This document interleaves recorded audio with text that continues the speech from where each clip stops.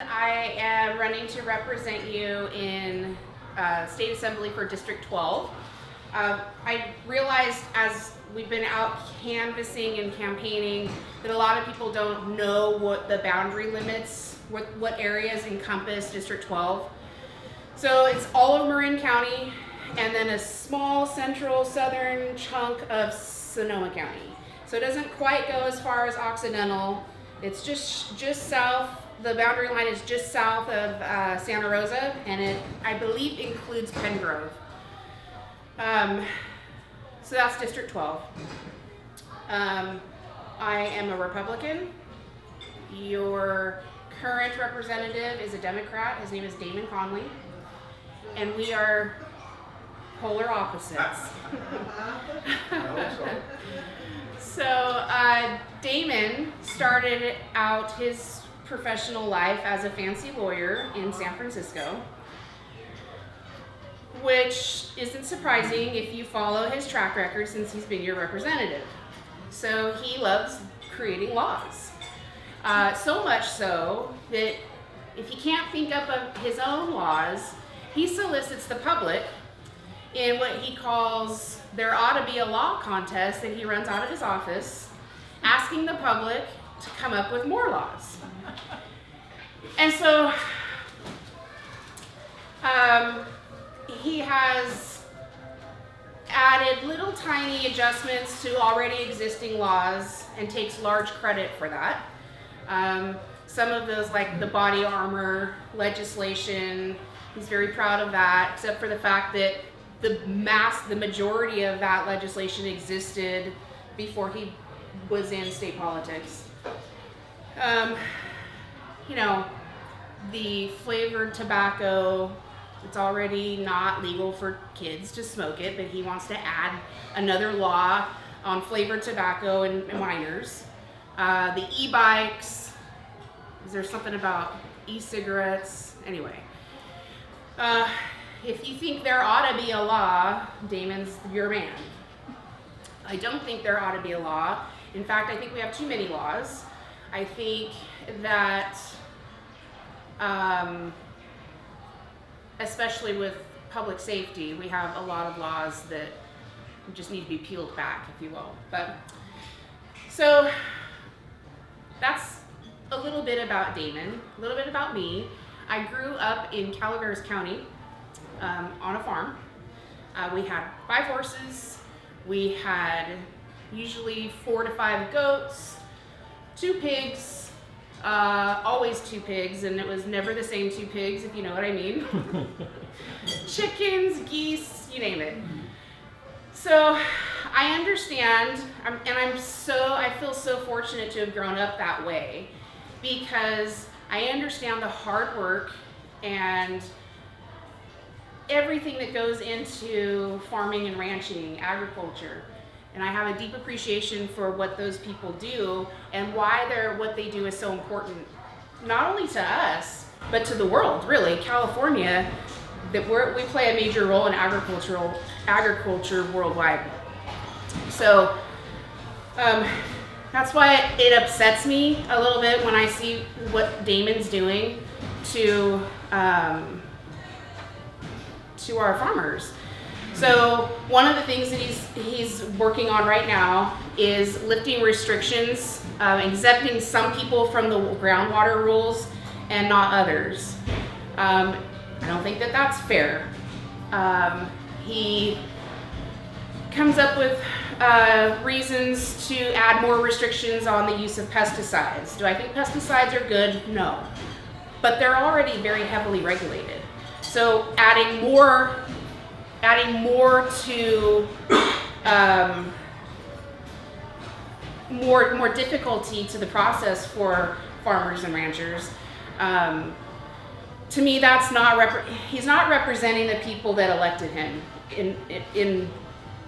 by working against them, making life more difficult. So you look at all of those things, and it's really hard not to take a step further and start thinking about a police state. So that's concerning to me. It should be concerning to everybody, and I think that we see it other places throughout the country. So a little bit more about me. I, at 21, became a correctional officer for the Department of Corrections and at Jamestown Sierra Conservation Center in Jamestown.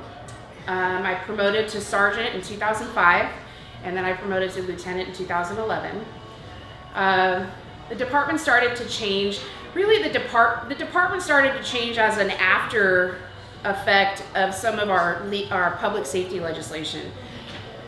And I kind of hate using the word public safety legislation because it makes it sound like the legislation was going to be in favor of public safety, and it really hasn't been that way. So it started in 2011 with AB 109, which was the realignment legislation, where they said if some of the lower level felonies would be incarcerated in county jails instead of state prisons. And then in 2014 came the one that is still a burr in our sides, and that is Prop 47.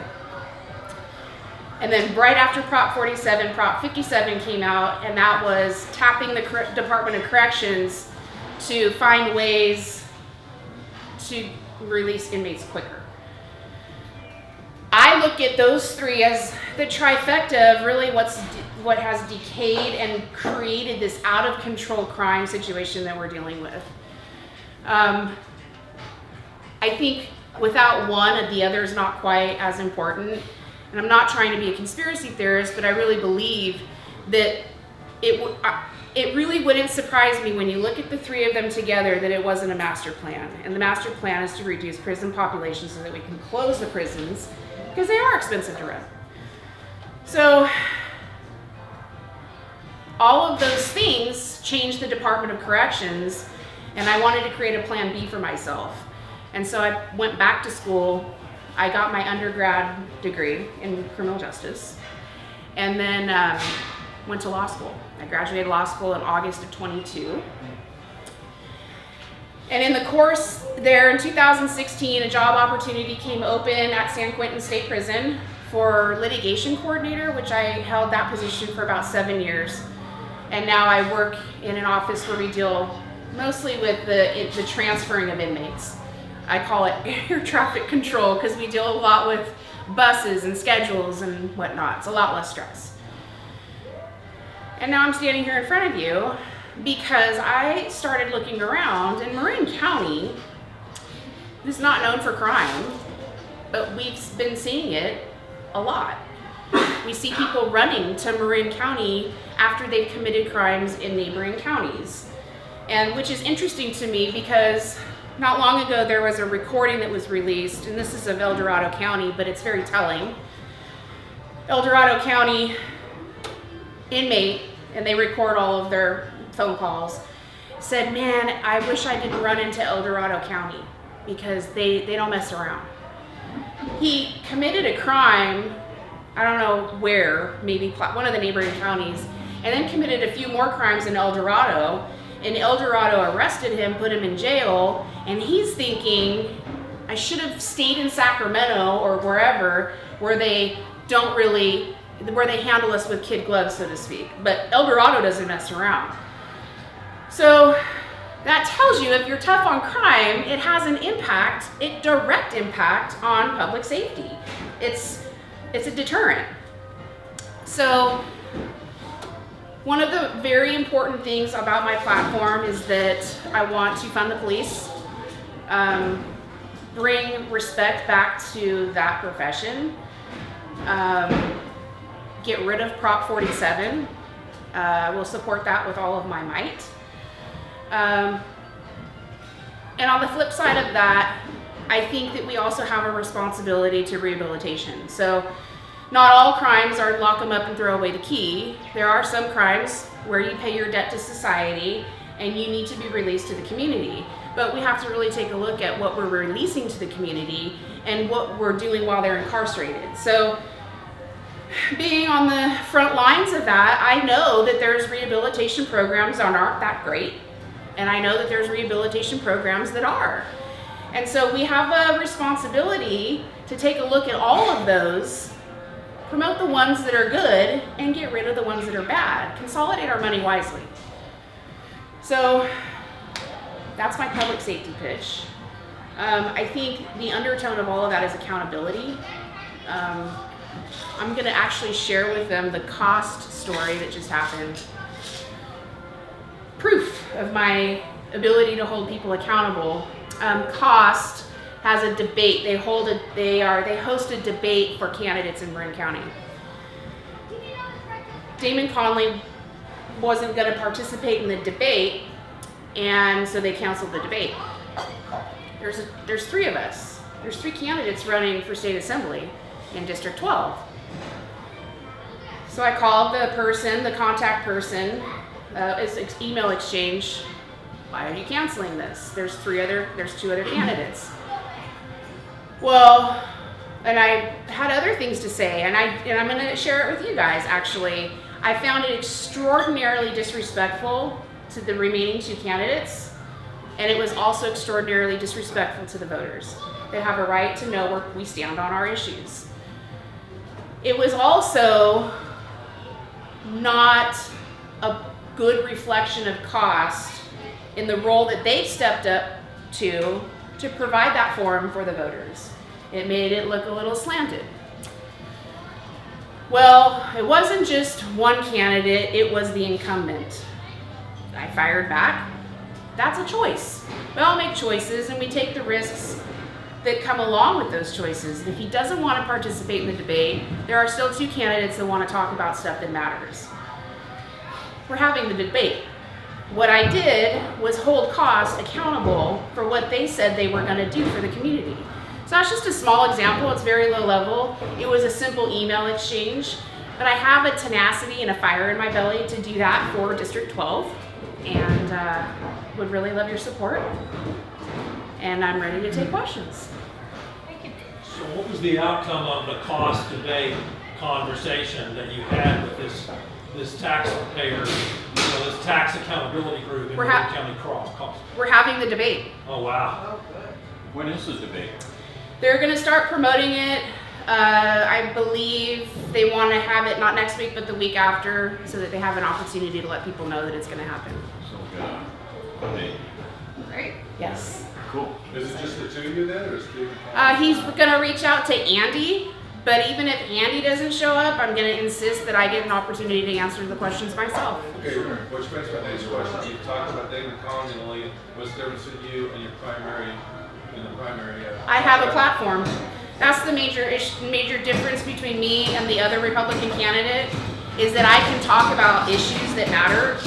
I can talk about things that I have conversations with people standing in line at the grocery store, things that really matter to people. Andy, you can scour the internet and try to find a platform, and all you're going to hear about is his business. So he has done nothing to talk about issues, the things he wants to support, the things that he's against, so much so that he didn't even do a candidate statement. So I'm not able to really answer that question beyond I have a platform and he doesn't. Also, Andy lost terribly last time. This is the 2nd time. I think he's probably going to lose again.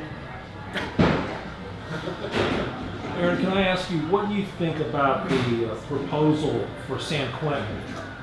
I'm not sure what it is, but it's some kind of thing to make it a rehabilitation center, or? So they've already changed the name. It's already San Quentin Rehabilitation Center.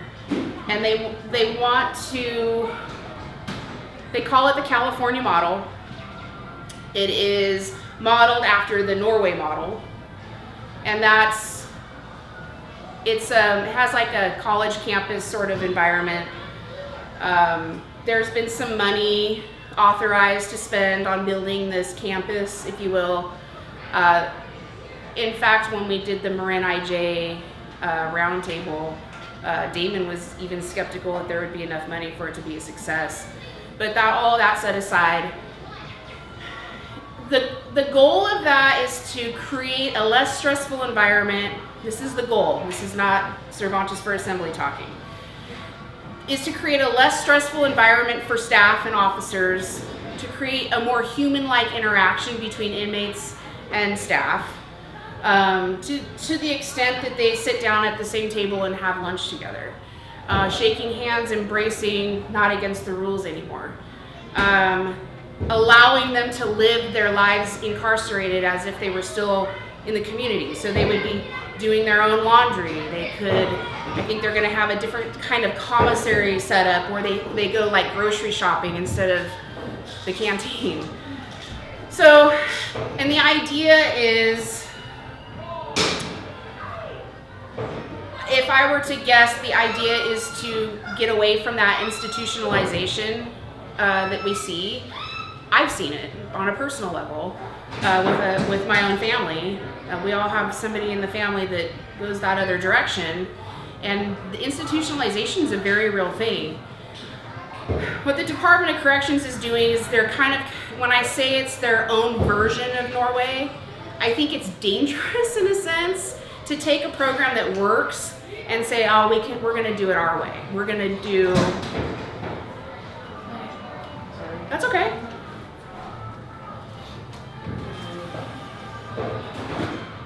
We're gonna make it better, we're gonna upgrade it.